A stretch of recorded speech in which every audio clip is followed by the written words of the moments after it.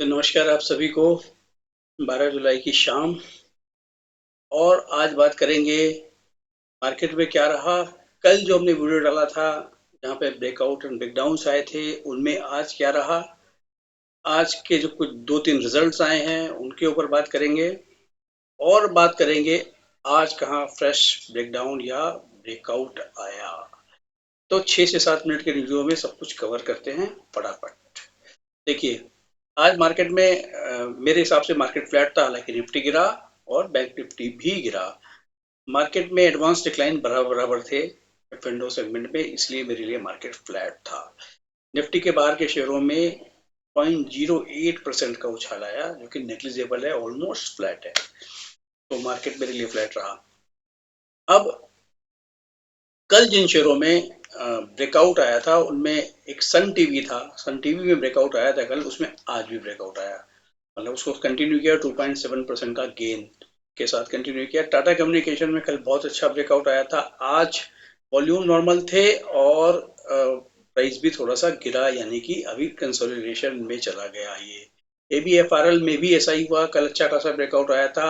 आज जो डिलीवरी के वॉल्यूम थे वो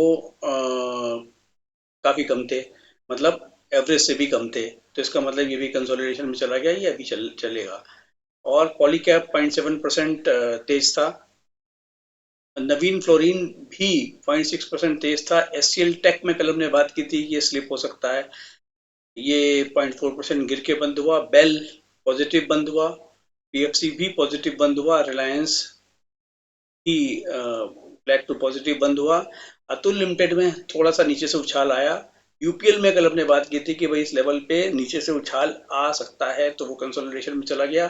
वॉल्यूम फ्लैट थे, जितने वॉल्यूम नॉर्मल होते हैं उतने ही वॉल्यूम थे।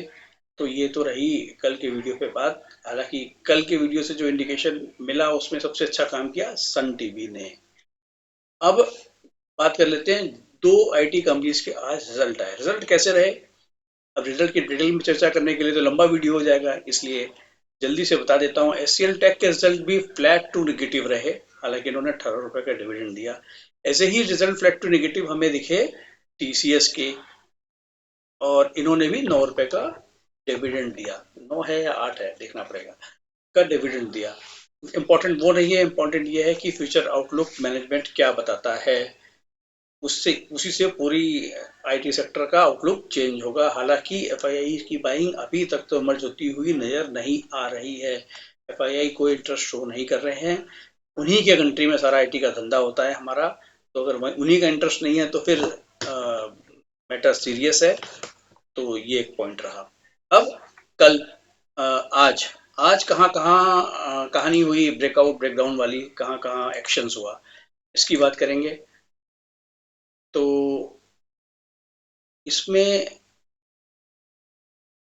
हाँ जी, ये जो स्क्रीन पे फिगर आएगी आपके, अब ये जो फिगर, ये जो कंपनीज आ रही हैं वहां देखिए। सन टीवी में आज भी 593% डिलीवरी उठाई गई। कल भी इसी तरीके से उठाई गई थी, आज भी उठाई गई, प्राइस भी ऊपर रहा।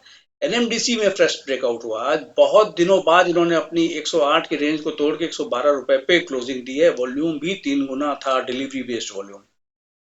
पीरामल इंटरप्राइजेस में वॉल्यूम करीब करीब डबल था, और ये भी 3% ऊपर चढ़ के बंद हुआ है। अशोक लीलैंड में 2% ऊपर चढ़ के बंद हुआ है, इसमें भी वॉल्यूम 3 गुना था। आरबीएल बैंक 1.7% चढ़ के बंद हुआ है ऊपर, और इसमें वॉल्यूम 2 गुना था। अच्छा जी, एसआरएफ। एसआरएफ की बात इसलिए करनी जरूरी है क्योंकि ये नीचे से घुमा है। नीचे से कहाँ से घुमा है, कई दिनों से गिरने के बाद आज 2154 के लेवल से ये घूम करके 2210 के ऊपर क्लोजिंग की है, वॉल्यूम के साथ। 1.91% का वॉल्यूम, 1.91 टाइम्स वॉल्यूम हुआ है नॉर्मल से। इसलिए इसको सर्टेनली रडार पे रखना चाहिए, ये यहाँ से कुछ कमाल कर सकता है। जेएसडब्ल्यू स्टील में तो कमाल ही हो गया, 1200%, मतलब 12 गुनी डिलीवरी उठाई गई आज। ऐसा क्या हुआ इसमें, हालांकि प्राइस तो सिर्फ 1% ही ऊपर रहा। इसमें लगता है कोई ब्लॉक डील वगैरह होगी, वो चेक करना पड़ेगा। हालांकि शेयर कंसिस्टेंटली परफॉर्म कर रहा है, शेयर की परफॉर्मेंस से कहीं कहीं कमी नजर नहीं आ रही। एयू स्मॉल फाइनेंस बैंक, इसमें भी देखें तो आप 262, मतलब 2.5 गुनी करीब डिलीवरी उठाई गई। और शेयर ने 0.9% का गेन भी दिया। तो इसको भी देखना पड़ेगा कि इसमें क्या हुआ। मतलब हालांकि शेयर काफी चल चुका है, वैल्यूएशन कंफर्ट भी कम है यहाँ पे, लेकिन अब डिलीवरी बेस इतना वॉल्यूम हुआ है और प्राइस भी ऊपर चढ़ के बंद हुआ है। एक बार प्राइस को उस हिसाब से देखते हैं, हाई क्या लगाया। हाई लगाया इसने 772 रुपये 90 पैसे का, क्लोज हुआ 770, यानी कि क्लोजिंग प्राइस के पास। और जो लो प्राइस था वो 753 रुपये का था। देखिए 753 रुपये का जो आज का जो लो प्राइस था वही लास्ट वीक का भी लो था। तो वहां से एक टेक्निकल सपोर्ट लिया इसने और वहां से बाउंस कर गया, लेकिन इतना डिलीवरी के साथ बाइंग आई है, तो इसका मतलब ये है कुछ ना कुछ इस सेक्टर में बाइंग हो रही है। इस सेक्टर से रिलेटेड जितनी भी कंपनी है ना, एनबीएफसी टाइप की, जो कि रूरल एरिया में फाइनेंस करती हैं, छोटे फाइनेंस करती हैं और जिनकी रूरल रीच अच्छी है, वो चाहे बैंक हो या एनबीएफसी हो, दोनों ही परफॉर्म कर रहे हैं इस समय। इसका मतलब कि भरोसा रूरल इंडिया के ऊपर एफआईआई का, क्योंकि अभी एफआई बाइंग कर रहे हैं, तो उनका ज्यादा बनता नजर आ रहा है। सन फार्मा ने दुगने वॉल्यूम के साथ में आज 0.6% ऊपर जाकर के क्लोजिंग दी। एमजीएल ने फ्लैट रहा, हालांकि इसमें 4 गुना वॉल्यूम हो गया। अब इसमें देखना पड़ेगा हाई लो कहाँ था। हाई था 1134 का और लो था 1105 का। क्लोज हुआ ये 1113 रुपए पे, यानी कि ऊपर के लेवल पे टिक नहीं पाया। तो हो सकता है ये सेलिंग हो सकता है ये सेलिंग हो, बाइंग ना हो, तो इसको उस एंगल से देखना पड़ेगा। तो इसके लिए इसका चार्ट वगैरह लगा के देखना पड़ेगा कि कौन से टाइम फ्रेम में जाकर के, 15 मिनट के टाइम फ्रेम में जाकर के ऊपर के लेवल पे हुआ बाइंग या नीचे के लेवल पे क्या हुआ, वो सब देखना पड़ेगा। पीआई इंडस्ट्री देखिए, केमिकल सेक्टर वैसे पिटे हुए हैं, लेकिन देखिए पीआई इंडस्ट्री भी आज फ्लैट क्लोजिंग दी, लेकिन हालांकि वॉल्यूम इसमें 3 गुना हुआ।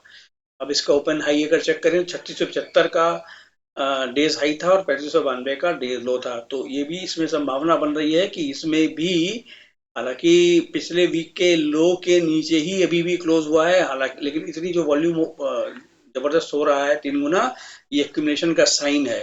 इसको उस एंगल से देखना पड़ेगा। आईसीआईसीआई बैंक में आज जबरदस्त वॉल्यूम हो गया, 2 गुना वॉल्यूम नॉर्मल से बहुत कम देखने को मिलता है, लेकिन आज हुआ।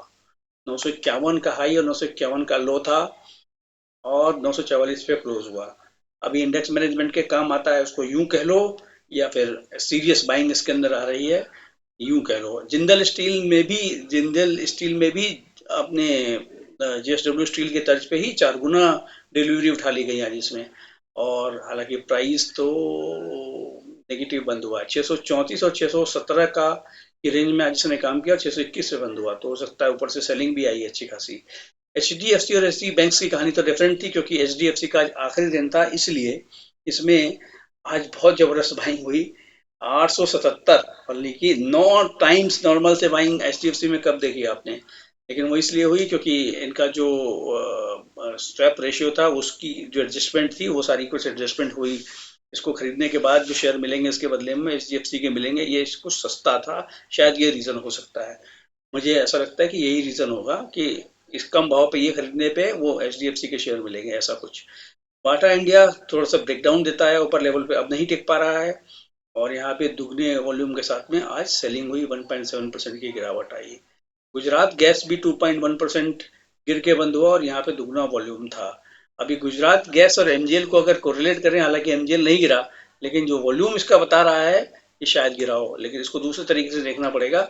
इस वीडियो में देखिए सब कुछ नहीं कवर हो सकता, इसलिए सिर्फ एक इंडिकेटिव है, वीडियो है। बाकी अगर हमें एसेस करना होगा तो उसको इसके लिए एक अलग से वीडियो डालेंगे।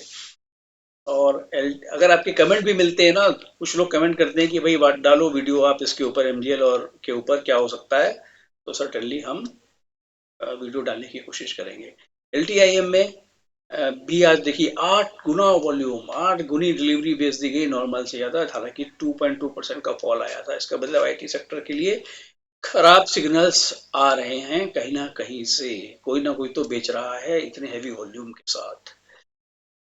अब डेल्टा कॉप में खराब न्यूज थी आज, वो 28% जीएसटी वाली जो न्यूज थी इनके गेमिंग वाले बिजनेस पे, जो उनका उसकी उसकी वजह से ये 23% लुढ़क गया। वॉल्यूम कितने थे? 17 गुना ज्यादा। मतलब किसी ने अपने पास रखना पसंद नहीं किया इसको, सभी ने लुढ़का दिया इसको। तो ये था हाल इन शेयरों का। अब इनके ऊपर, इनके इन शेयरों के ऊपर इनकी कैसी रही कल परसों में प्रतिक्रिया, उसके ऊपर एक चेक लेंगे, देखते हैं कैसा रहता है। आज की वीडियो में इतना ही। वीडियो आपको कैसी लगी आप कमेंट बॉक्स में बता सकते हैं, और चैनल को सब्सक्राइब कर सकते हैं, वीडियो को लाइक एंड शेयर कर सकते हैं। Thank you.